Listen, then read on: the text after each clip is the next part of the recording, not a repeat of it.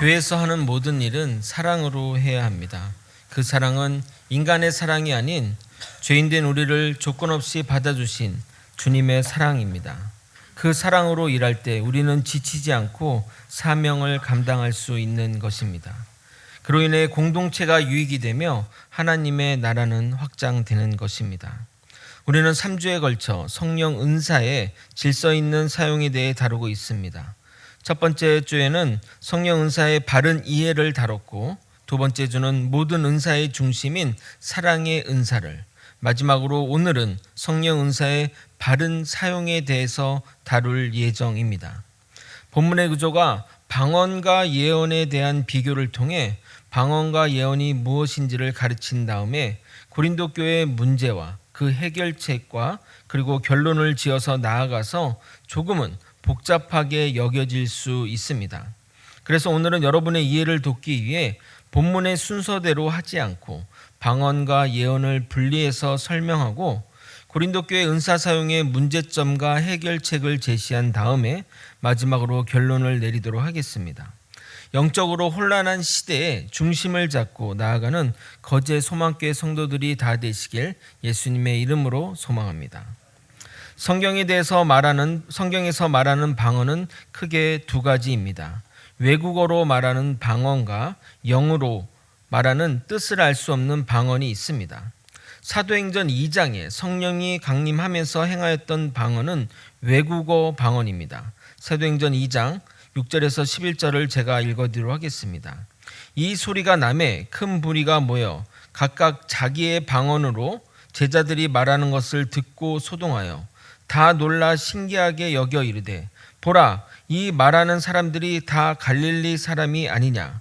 우리가 우리 각 사람이 난 곳 방언으로 듣게 되는 것이 어찌 됨이냐?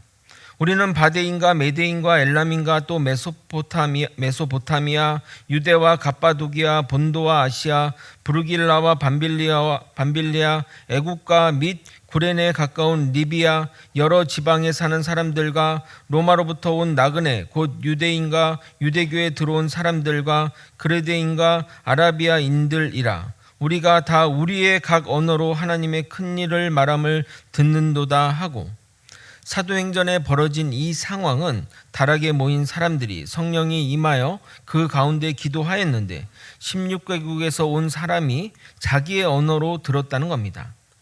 이 상황은 모인 성도들이 이스라엘 말로 했는데 각 나라의 언어로 들렸거나 기도 자체를 각 나라의 언어로 말한 것일 경우인데, 두 가지 경우가 다 가능합니다. 해외 선교사 보고에 따르게 되면 몽골의 한국 선교사가 한국말로 말씀을 전했는데, 그리고 통역이 이루어지기 전에 듣는 이들이 몽골어로 들었다고 하는 경우가 있고, 어떤 분은 방언을 하는 가운데, 방언으로 기도하는 가운데 자신이 가본 적도 또 배운 적도 없는 다른 나라의 언어를 말했다고 합니다. 만약 고린도 교회의 방언이 이런 식이었다면 그렇게 문제가 심각하지는 않았을 것입니다. 그러나 오늘 본문에서 말하는 방언은 2절에서 알아듣는 이가 없다고 말하는 것을 볼 때 우리가 흔히 하는 방언으로 볼 수 있습니다. 그런데 이 방언으로 인해 교회의 질서에 악영향을 미쳤나 봅니다. 그래서 사도 바울은 이 방언이 문제가 되니 방언을 하지 말라고 말하는 것이 아니라 예언을 더 하라고 권면합니다. 왜냐하면 방언 자체가 나쁜 것이 아니기 때문입니다. 그러면서 조금은 장황하게 방언과 예언을 직접 비교합니다. 2절부터 4절까지 읽어드리도록 하겠습니다. 방언을 말하는 자는 사람에게 하지 아니하고 하나님께 하나니, 이는 알아듣는 자가 없고 영으로 비밀을 말함이라. 그러나 예언하는 자는 사람에게 말하여 덕을 세우며 권면하며 위로하는 것이요, 방언을 말하는 자는 자기의 덕을 세우고 예언하는 자는 교회의 덕을 세우나니. 방언은 사람이 아닌 하나님께 하는 것이기에 자신의 덕을 세웁니다. 그러나 방언은 인간이 알아들을 수 없으니 방언을 통역하지 않는다면 그것이 천사의 말이고 영으로 하늘의 비밀을 말할지라도 교회의 덕을 세우지 못하는 것입니다. 그것을 악기의 비유에 이어 이렇게 이야기합니다. 9절을 읽어드리도록 하겠습니다. 이와 같이 너희도 혀로서 알아듣기 쉬운 말을 하지 아니하면 그 말하는 것을 어찌 알리오? 이는 허공에다 말하는 것이다. 그러니까 말하는 것들이 아무 의미가 없다고는 그냥 헛소리나 불과하다라고 이야기하는 겁니다. 그러나 영적 은사가 필요한 것이 아니니 교회의 덕을 세우기 위해 풍성히 주시기를 간구하라고 말합니다.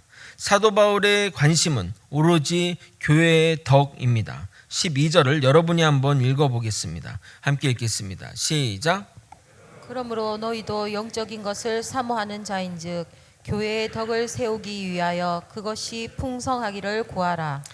이어지는 13절부터 17절까지는 방언과 통역에 대한 것입니다. 여러분은 방언을 통역하는 것을 본 적이 있으십니까? 저는 방송으로 한번 본 적이 있었는데 한 분이 방언을 하면 다른 한 분이 통역을 해주셨습니다.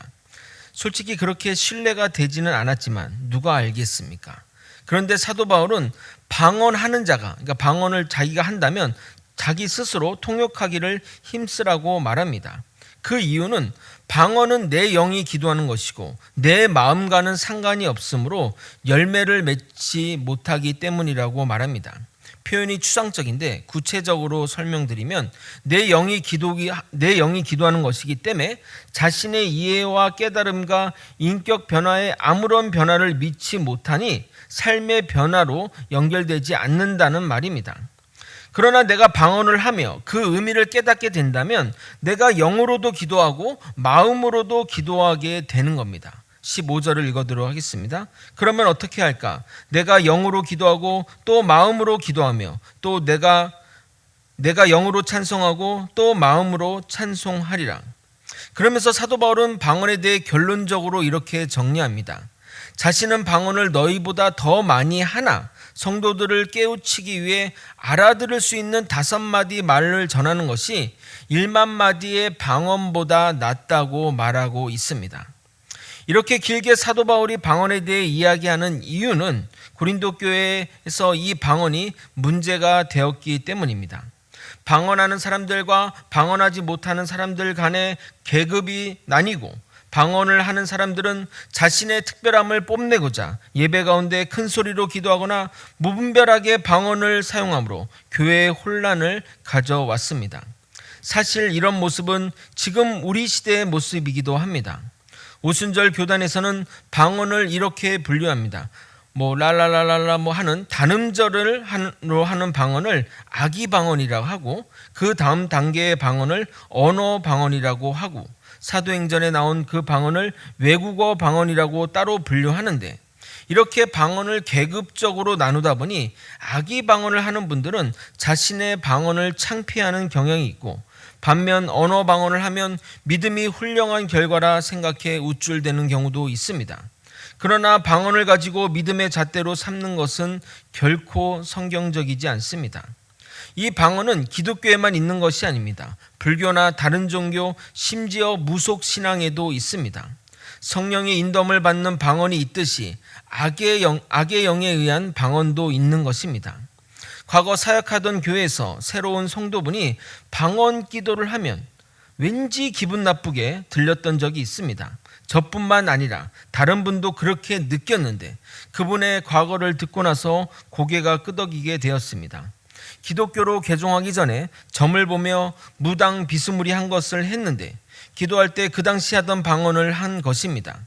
그게 악한 영에 의한 것인지는 잘 모르겠지만 그분에게 방언을 할 때 조심시켰던 적이 있었습니다. 또한 교회 안에서 무분별한 방언의 사용은 초신자들에게 매우 힘든 경험이 되기도 합니다. 오순절 교단의 금요 집회를 가면 정말 모든 이들이 큰 소리로 방언 기도를 하는데 방언을 하시는 분들은 아주 익숙하고 편한 자리이겠지만 방언을 못 하시는 분이나 처음 접하는 분은 정말 기도하기 힘들고 어려운 자리라 하겠습니다. 저도 처음 방언을 하는 성도들을 보았을 때 거룩하고 영적이라고 생각하기보다는 잘못된 것에 휩싸였거나 오히려 귀신 들린 것처럼 보였습니다. 사도 바울도 그 부분을 지적하고 있습니다. 23절입니다. 그러므로 온 교회가 함께 모여 다 방언으로 말하면 알지 못하는 자들이나 믿지 않은 자들이 들어와서 너희를 미쳤다 하지 아니하겠느냐. 그럼 구체적으로 고린도 교회 예배 가운데 이 방언이 어떤 문제를 일으켰는지 알아보도록 하겠습니다. 고린도 교회 예배가 어떤 순서와 형식으로 진행되었는지 정확하게는 알 수 없지만 본문이 말하는 대로 이해하게 되면 먼저 찬양을 하고 말씀을 가르친 후에 하나님의 메시지를 전한 다음 누군가 방언을 하면 또 누군가 그 뜻을 해석해 준 것 같습니다. 26절을 읽어도록 하겠습니다. 그런즉 형제들아 어찌할까 너희가 모일 때 각각 찬송시도 있으며 가르치는 말씀도 있으며 계시도 있으며 방언도 있으며 통역함도 있나니 모든 것을 덕을 세우기 위하여 하라. 현재 우리가 예배 가운데 찬양을 하고 말씀 가운데 본문 해석을 하고 그리고 그것을 가지고 하나님의 메시지를 선포하는 식으로 이루어지는 것은 비슷하나 우리는 말씀 후에 통성 기도를 하는 것처럼 그 당시는 특별한 순서로 누군가 일어나 방언을 말하거나 방언 기도를 하고 그것을 해석해 주었던 것입니다. 초대교회 때는 아직 예배 형식이 정확하게 세팅된 것이 아닌 상황에 성도들 가운데 방언을 하니 그 방언이 하나님이 우리에게 주시는 메시지라 인식했기 때문에 방언을 말하고 그리고 그것을 통역했던 것입니다. 그러나 문제는 그 방언이 성령에 의한 방언인지 의문이고 통역이 맞는지도 검증이 안 된다는 겁니다. 정말 방언의 내용이 들려서 통역하는 건지 자신이 깨달은 또는 떠오르는 생각을 말하는 건지 누가 알겠냐 이 말입니다. 일례로 지금도 이런 비슷한 형식으로 예배를 드리는 교단이 있습니다. 우리나라는 그렇게 하는지는 모르겠지만 미국의 침례 교단은 찬양과 설교자가 말씀을 전한 다음에 대중들에게 이렇게 물어본다고 합니다. 특별히 성령님이 말씀해 주시는 분이 있으십니까? 물어보고 누군가 손을 들면 그 사람을 불러 하나님이 공동체에 주시는 말씀을 전합니다. 그러나 그 말씀이 하나님이 하시는 말씀인지 아니면 자신이 깨달은 것이나 느낀 것을 말하는 것인지 아니면 자신이 뭔가 하나님의 메시지를 듣는다고 거짓말을 하기 위해 하는 것인지 누가 알겠냐 이 말입니다. 그래서 그런지 모르지만 미국에서 가장 많은 이단과 이단 교주가 나오는 것이 침례 교단이라고 합니다. 이러한 방식이 성령의 역동성을 살릴 수 있어서 좋은 면도 있지만 자칫 잘못되면 잘못된 신앙으로 나아갈 수도 있기에 양면성이 있는 것입니다. 사도 바울은 이것에 대해 해결책을 같이 제시합니다. 27절, 28절을 여러분이 한번 읽어보도록 하겠습니다. 27절, 28절입니다. 함께 읽겠습니다. 시작. 만일 누가 방언으로 말하거든 두 사람이나 많아야 세 사람이 차례를 따라하고 한 사람이 통역할 것이요 만일 통역하는 자가 없으면 교회에서는 잠잠하고 자기와 하나님께 말할 것이요. 27절에서 보듯이 많아야 세 사람만 하라고 한정하는 이유는 예배 가운데 방언으로 말하는 사람이 많았음을 알 수 있습니다. 거기다가 반드시 그것을 할 때는 통역하는 사람이 있을 때만 하라고 말합니다. 그러니까 예를 들어 여기서 랄라블라 저기서 따따붙다 여기서 뭐 알랄랄릴라 뭐 이렇게 하게 되면 아무도 그 뜻을 알아볼 수 없으니까 교회 예배가 어떻게 되겠습니까? 난장판이 되지 않겠냐 이 말입니다. 그래서 통역이 있으면 하되 딱 3명까지만 하고 개인 기도 시간에 방언을 하라고 이야기하는 겁니다. 고린도 교회는 예배 가운데 예언도 이루어진 것 같습니다. 보통 예언은 앞날을 예견하는 것을 앞날에 일어날 미래를 예견한 것으로 생각하지만 사도 바울이 말하는 예언은 좀 다릅니다. 3절을 다시 한번 읽어보도록 하겠습니다. 그러나 예언하는 자는 사람에게 말하여 덕을 세우며 권면하며 위로하는 것이요. 예언은 덕을 세우고 바른 길로 가라고 권면하고 시리에 빠진 사람을 위로하는 것입니다. 이게 우리가 알고 있는 미래 일을 예견한 것과 같은 예언이라고 생각하십니까? 또한 예언은 자신의 잘못에 대해 책망하고 나쁜 죄악이 드러남으로써 자신이 죄인임을 깨닫고 하나님께 경배함으로 우리 같은 자들을 구원해 주신 하나님께 경배함으로 살아계심을 선포하게 만드는 겁니다. 24절 25절입니다. 그러나 다 예언을 하면 믿지 않은 자들이나 알지 못하는 자들이 들어와서 모든 사람에게 책망을 들으며 모든 사람에게 판단을 받고 그 마음에 숨은 일들이 드러나게 되므로 엎드려 하나님께 경배하며 하나님이 참으로 너희 가운데 계신다 전파리라. 이것이 바로 예언의 핵심인 겁니다. 이 예언의 핵심은 성경 말씀입니다. 우리의 운명과 종말의 때의 일이 기록되어 있기 때문입니다. 몇 월 며칠 지구의 종말이 옵니다. 이런 것이 예언이 아니라 여러분 이런 식으로 살게 되면 종말의 때에 구원받지 못할 것입니다. 여러분 우리는 우리의 죄를 회개해야 됩니다. 라가 예언이라는 말입니다. 예언 사역을 하는 교회가 있어 제가 좀 궁금한 것은 못 찾는 성격이라 간 적이 있었습니다. 예배를 마치고 예언하는 사람들이 예배당에 2명씩 짝을 이뤄 삥 둘러 앉으면 사람들이 줄을 서서 그들로부터 앞으로 자신에게 일어날 일들, 미래 일들을 추상적으로 듣게 됩니다. 현재는 2단으로 판명이 되었는데 그런 예언 사역이 점집과 다른 점이 무엇이 있냐 이 말입니다. 그 교회에서 한 번은 걸프전을 마치고 9.11도 마쳤다고 주장하는 외국의 유명한 예언자를 모셔 집회를 한 적이 있었습니다. 그 집회 때 그 예언자가 몇 월 며칠 한국 전쟁이 발발할 것이라고 해서 교계가 발칵 뒤집힌 적이 있었습니다. 당시 남북관계도 좋지 않아 그런가 생각하는 사람도 많았습니다. 그런데 전쟁은 일어나지 않았습니다. 그러자 그 예언자가 뭐라고 한 줄 아십니까? 우리가 기도해서 하나님이 전쟁을 그치게 하셨다고 말했습니다. 그런 예언은 나도 합니다. 여러분 올해 미국 동부 쪽에서 큰일이 날 겁니다. 뭐 그렇게 하면 뭐 예를 들어 허리케인만 오면 그 제가 얘기하는 대로 된 거 아닙니까? 저기 중동 지방에서 전쟁이 일어납니다. 뭐 총싸움 한 번 나면 내가 예언한 거다. 이런 식으로 하면 되는 거 아니냐 이 말입니다. 그 중에 한 번만 맞으면 저는 유명해질 것입니다. 그 교회는 그 집회 이후로 지하에서 예배드리다가 송파구에 엄청난 크기의 독립 건물을 올렸습니다. 전쟁이 나는데 무슨 돈이 필요하겠습니까? 현재는 교회 이름도 바꿔 신분 세탁도 하였습니다. 나중에 이 예언 사역에 대해서 문제점을 다루겠지만 참 여러분 조심해야 합니다.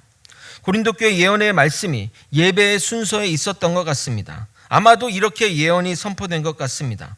오늘 말씀을 듣고 하나님이 우리에게 무엇을 원하시는지 말씀해 주실 분 있으십니까? 오늘 말씀을 들으니 하나님이 우리에게 어떤 위로의 말씀을 해주는지 말해주실 분 있습니까? 라는 식으로 진행되었을 것입니다. 그런데 고린도 교회 성도들이 이 예언을 서로 하려고 했고 또 너무 길게 했던 것 같습니다.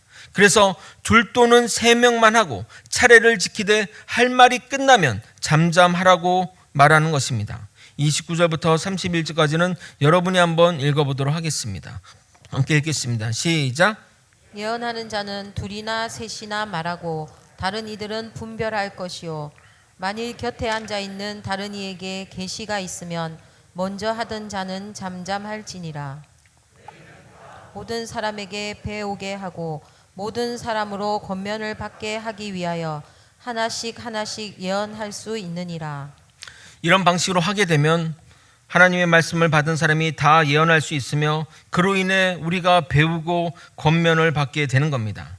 그리고 예언보다 더 중요한 것은 듣는 사람들이 하나님의 말씀에 기준한 것인지 사람의 뜻인지 분별해야 하는 것입니다.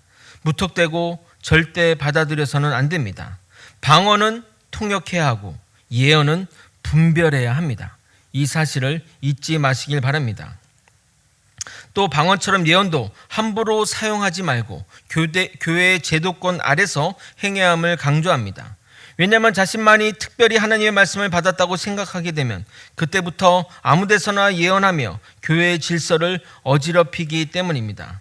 더 나아가 잘못된 신앙의 모습으로 발전할 수 있습니다. 32절과 33절 전반부를 읽어드리도록 하겠습니다. 예언하는 자들의 영은 예언하는 자들에게 제재를 받나니 하나님은 무질서의 하나님이 아니시오 오직 화평의 하나님이시니라. 개인적인 간증을 할까 말까 고민하다 이해를 돕게 말씀드리도록 하겠습니다. 하나님의 은혜를 뜨겁게 경험하고 나서 저에게 남다른 은사가 생겨났습니다. 기도 가운데 환상을 보거나 꿈을 통해 어떤 감춰진 비밀을 깨닫게 되는 경우가 있었습니다.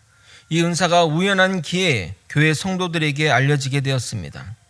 어느 성도분의 기도 부탁을 받고 기도하는 중에 환상을 보았고 그로 인해 교회 안에 사기꾼을 밝혀낸 적이 있었습니다. 알고 보니 교회 여러 명에게 사기를 치고 있었습니다. 다행히 저로 인해 더 큰 피해를 줄일 수 있었습니다. 그런데 그때부터 저에게 기도 부탁하는 사람들이 많아지기 시작했습니다. 그 당시엔 나이도 어렸고 신앙이 굳건하지 않아 혼란스러웠습니다. 그러면서 내심 내가 뭐라도 됐냐 교만하게 행동했습니다. 그래서 기도 가운데 받은 느낌을 그대로 말하였고 사람들은 의심 없이 그 말을 진리처럼 받아들였습니다. 그러나 사실 그것이 맞는 것인지 확인할 수 없었습니다. 결국 담임 목사님이 이 사실을 알고 저를 불러 하나님께 은사가 사라지게 해달라고 기도하라고 말씀하셨습니다. 저는 하나님이 저에게 이런 은사를 주신 것은 분명 뜻이 있을 것인데 그것을 없애달라 기도하는 것은 성령을 방해하는 죄가 아닌지 항변하고 싶었지만 순종했습니다. 아직 어렸고 초기에 이런 일이 생겨서 순종했지만 만약 머리가 크고 높아질 대로 교만해졌다면 순종하지 못했을 것입니다. 그런데 정말 기도 이후로 환상이나 꿈은 사라졌고 정상적인 신앙생활을 하게 되었습니다. 지금도 만약 그때 순종하지 않았다면 제가 어떻게 되었을까 생각하면 아찔한 생각이 들기도 합니다. 어떠한 대단한 은사보다 더 중요한 것은 교회의 질서입니다. 질서를 깨트리는 것은 화평을 깨트리는 것입니다. 이제 논란이 많은 34절을 강론하도록 하겠습니다. 고린도 교회는 특히 여성들에게 은사가 다양하게 활발하게 이루어졌습니다. 그 당시 여성들의 사회적 활동이 제한적인 상황에서 고린도 교회는 여성들의 은사를 발휘하도록 많이 허용했습니다. 그런데 성령 열광주의에 휩싸인 일부 여성들이 예배를 소란스럽게 했던 것입니다.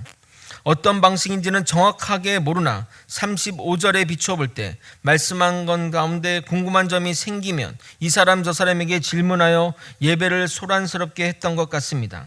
예를 들어 제가 여러분에게 여러분 방언은 자신의 덕을 위해서 하는 것입니다 하면 목사님 방언이 뭐예요? 집사님 덕은 뭐죠?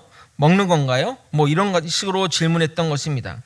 그래서 교회의 혼란을 경계하고자 여자들의 발언을 금지하며 율법의 근거로 오직 복종할 것을 요구한 것입니다. 그러나 꼭 여성에게만 해당하는 것은 아닙니다.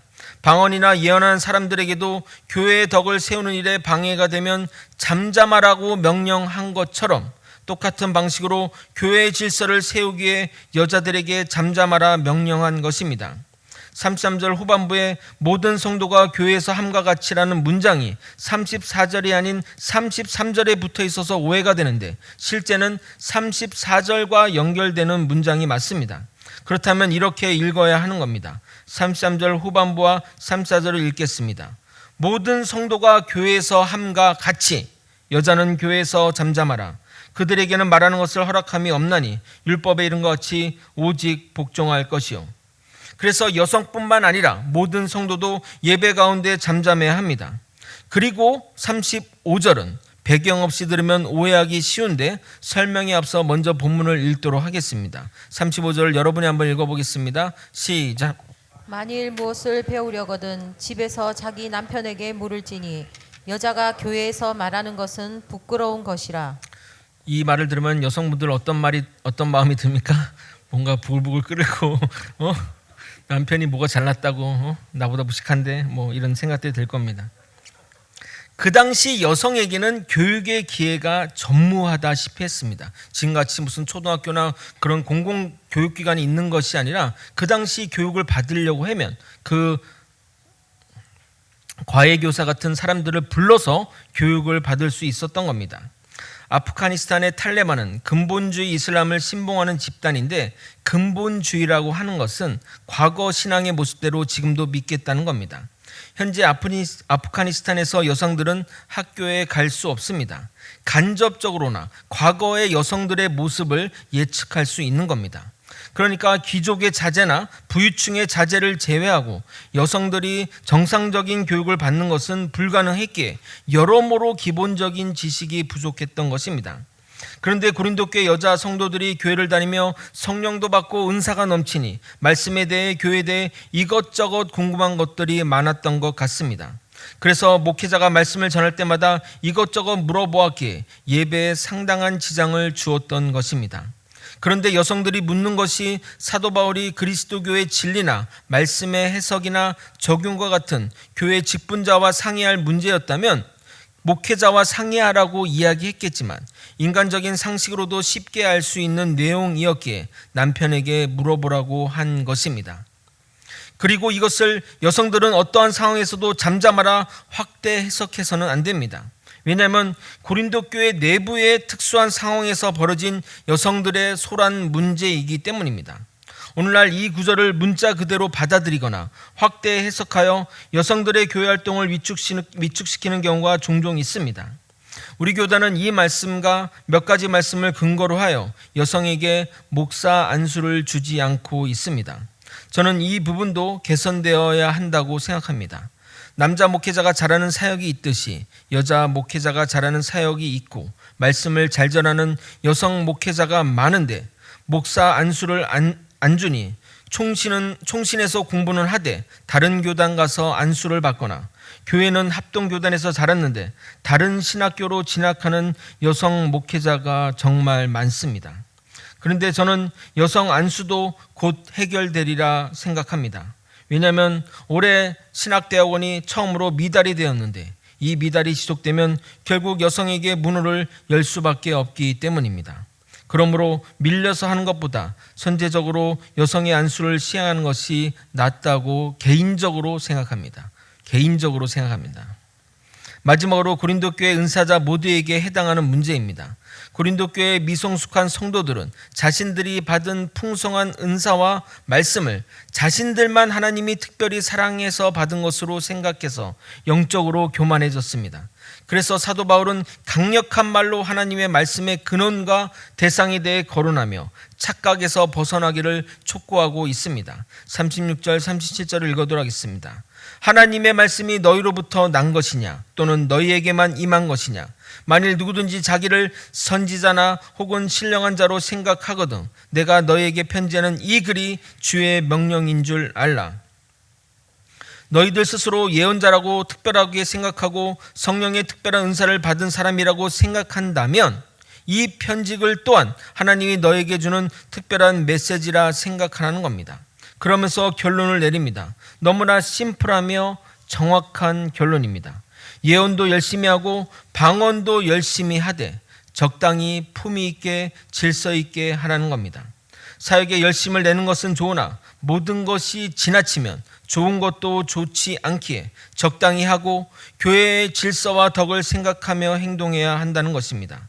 마지막 절을 함께 읽고 설교를 마무리하도록 하겠습니다. 39절 40절을 읽겠습니다. 시작. 예언하기를 사모하며 방언 말하기를 금하지 말라. 모든 것을 품위 있게 하고 질서 있게 하라. 아멘. 아멘. 말씀을 정리하겠습니다. 종말의 때가 올수록 여러 가지로 우리를 미혹하는 것들이 많아집니다. 영적 은사도 그렇습니다. 우리의 신앙을 유익해 하게 하고 영적인 것에 눈을 뜨게 하는 긍정적인 면도 있지만 말씀에 기반하지 않으며 공동체의 덕과는 상관없는 방향으로 나아가면 본인의 신앙뿐만 아니라 다른 이들의 신앙을 망가뜨리는 결과를 낳을 수도 있습니다. 영적인 은사만을 추구하는 집단이나 교회가 잘못된 곳으로 간 경우가 많은 것이 그 예라 하겠습니다.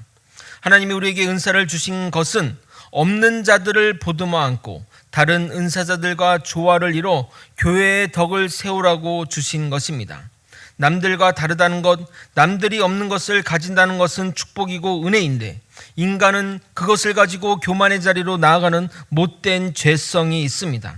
그러나 우리가 교만할 이유가 전혀 없는 이유는 다양한 은사를 주신 분이 성령님이시고 맡은 직분이 다양할지라도 주님은 한 분이시고 모든 일을 궁극적으로 이끌어하시는 분은 한 분 하나님이시기 때문입니다.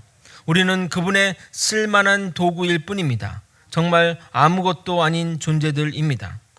제가 확신하는 다짐이자 말씀이 있습니다. 그것은 좋은 성도는 좋은 목회자가 만든다.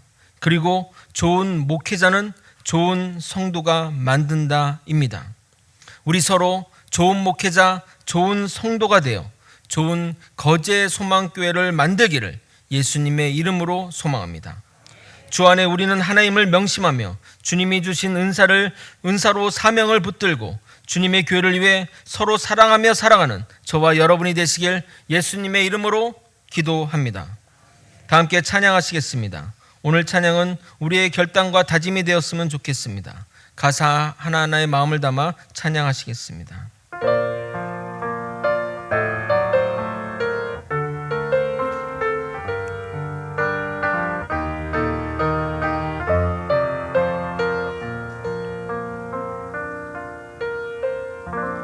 주 안에 우린 하나 모습은 달라도 예수님 한 분만 바라네.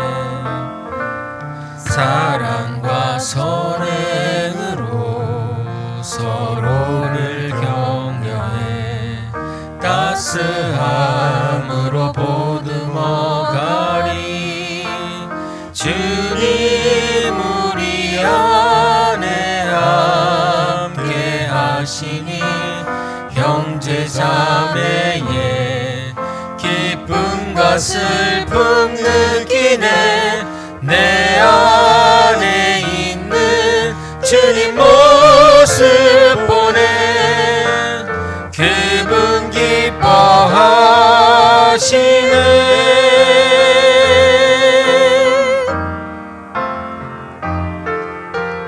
주님 우릴 통해 계획하시니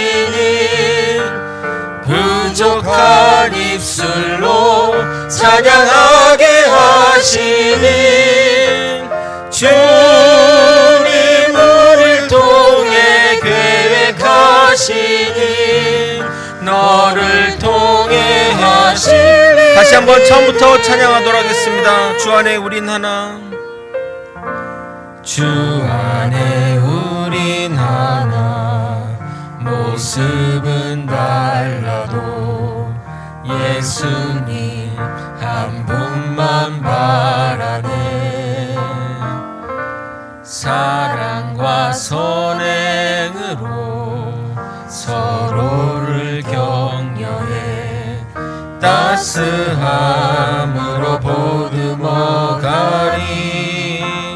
주님 우리 안에 함께 하시니 형제 자매의 기쁨과 슬픔 느끼네.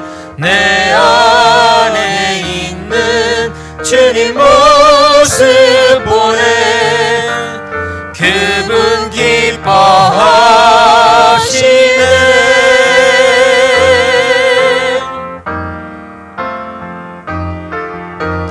주님 우릴 통해 계획하시니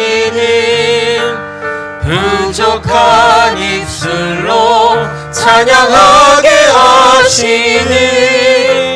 주님 우릴 통해 계획하시니 너를 통해 하시니 기대해. 찬양의 마지막 가사를 보면 주님이 우리를 통해 계획하신 일을 나를 통해 하실 일을 기대한다고 하지 않고 너를 통해 하시기를 기대한다고 말하고 있습니다. 우리 믿음의 사람들, 사랑으로 우뚝 선 사람들은 나를 바라보지 않고 상대방을 바라보고 주님의 사랑으로 상대방을 보듬어안는 그런 믿음의 공동체가 되는 겁니다. 만약 정말 찬양의 가사처럼 우리가 정말 주 안에서 모습은 달라도 서로 하나 되어 사랑으로 보듬어 간다면 정말 우리 거제 소망교회는 정말 천국보다 더 좋은 하나님의 공동체가 될 것을 믿습니다. 정말 우리가 이 소망을 향해 좋은 성도, 좋은 목회자, 또 좋은 교회가 될 수 있도록 우리 함께 애쓰고 힘쓰고 노력하며 나아가기를 소망합니다. 다 함께 주님의 이름만 부르고 통성으로 기도하시겠습니다. 주여! 하나님 아버지, 이 시간 기도하는 가운데 아버지 하나님이 주시는 그 하나영없는 사랑과 은혜 가운데 아버지 우리에게 붙여진 우리의 공동체의 지체들을 바라보며 아버지 하나님이 너를 통해 이루실 일들을 기대하며 살아가기에 도와주시옵소서. 아버지 나로부터의 시선을 벗어버리고 이제는 우리 공동체, 내 주변에 있는 이웃들, 내 사랑하는 교회 성도들을 위해 아버지 한 분 한 분을 더 돌이켜 돌아볼 수 있게 도와주시고 사랑으로 보듬어 안고 따스함으로 보듬어 안고 나아가는 아버지 믿음의 공동체 되게 도와주시옵소서. 아버지 우리가 서로의 형제자매의 기쁨과 슬픔을 함께 느끼며 아버지 그 주님의 은혜를 깨닫며 살아가는 믿음의 백성들 되게 도와주시옵소서. 하나님의 뜻하신 일들 가운데 주어진 사명들을 붙들고 나아가며 아버지 나에게 붙여진 사람들에게 하나님의 복음을 전하며 아버지 나와 함께하는 이 믿음의 공동체, 손을 맞잡은 이 공동체를 아직 주님의 그 만나는 그날까지 끝까지 나아가 나아갈 수 있도록 도와주옵시고 아버지 서로의 부족함을 아버지 비판하고 판단하기보다는 아버지 그 부족함을 내가 채워가며 하나님의 나라를 향해 나아갈 수 있는 믿음의 성도들 아버지 거짓 소망교회가 되게 도와주시옵소서. 아버지 이제는 거짓 소망교회가 아버지 사랑으로 넘쳐나는 아버지 교회가 되게 도와주시옵소서. 주님의 은혜 가운데 살아가게 도와주시고 어떠한 환난과 어려움 속에서도 주님 바라보는 믿음의 공동체가 되게 도와주옵소서. 아버지 나에게는 주님밖에 없습니다. 아버지 나에게는 주님밖에 없습니다. 나는 아무것도 아니고 아버지 나는 존재가 사라질 존재이지만 오직 주님의 영광과 주님의 나라와 또 교회를 위해 살아가는 믿음의 백성들 되게 도와주시옵소서. 온전히 주님의 아버지 사람이 되어 주님의 은혜와 영광을 전파하는 사람이 되게 도와주시옵소서. 주님 사랑이 많으신 하나님 아버지 나에게 붙여진 영혼들 정말 믿음으로 사랑하며 아버지 하나님의 그 놀라운 일들이 나에게 붙여진 이 모든 아버지 공동체 사람들을 통해 이루어질 것을 기대하며 사랑하는 믿음의 백성들이 되게 도와주시옵소서. 아버지 모습은 달라고 또 아버지 더 각자의 생활과 상황들이 다를지라도 그의 부족함을 보기보다는 아버지 그의 부족함을 채워주는 나의 모습을 통해 하나 되는 공동체가 될 수 있도록 이끌어 주시고 인도하여 주시옵소서. 아버지 거짓 소망교회가 그런 교회가 될 줄 믿습니다. 사랑으로 정말 풍성한 은혜를 누리는 공동체가 되게 도와주옵소서. 예배 가운데 하나님 은혜 허락하여 주옵시고 아버지 만남과 교제를 통해서도 하나님 은혜 허락하여 주시옵소서. 은혜로 돌아가는 교회, 은혜가 충만한 교회, 거짓 소망교회가 될 줄 믿습니다. 주님 역사하여 주시옵소서. 간구하며 지금은 우리 구주 예수 그리스도의 은혜와 우리 하나님 아버지의 크신 사랑과 성령 하나님의 감동감화 교통 역사하시는 귀한 은총이 우리를 기대하시는 주님의 기대에 부응하여 주님의 마음을 품고 서로의 겉모습이 아닌 사랑으로 받아주고 용납하는 주님이 사랑하는 거제 소망교회 성도님 머리 위에 그리고 거제 소망교회 위에 이제로부터 영원히 함께 있을지어다. 아멘.